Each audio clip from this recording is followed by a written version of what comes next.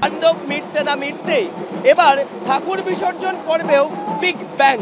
তার কারণ শহর কলকাতায় বেশ কিছু জায়গা হটস্পট হিসেবে চিহ্নিত হয়েছে, যার মধ্যে গড়িয়া, বেহালা, বাগুইআটি সহ একাধিক এলাকা।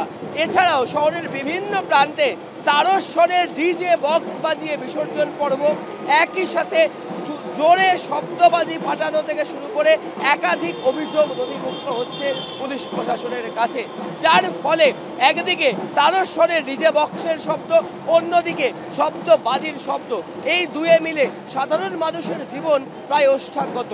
বিশেষ করে যারা বয়স্ক বা সিনিয়র সিটিজেন রয়েছেন তাদের পক্ষে এই সময়ে ঘরে থাকাটা দুষ্কর হয়ে উঠছে।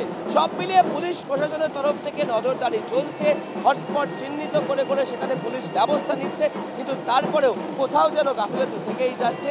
পরিবেশে একদিকে যেমন পরিবেশ দূষণ হচ্ছে, একই সাথে শব্দ দূষণের মতো ঘটনা ঘটছে এই ঠাকুর বিসর্জন পর্বতেও শহরের আনাচে কানাচে।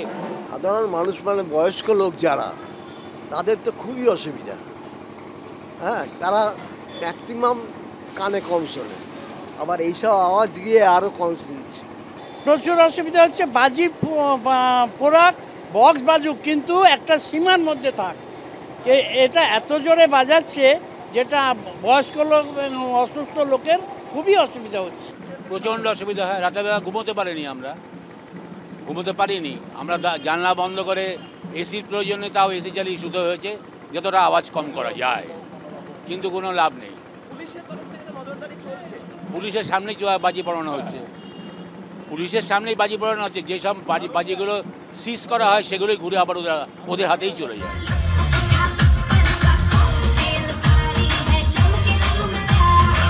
ক্যামেরায় সুবীর সরকারের সাথে অরিত্র ঘোষ, কলকাতা টিভি।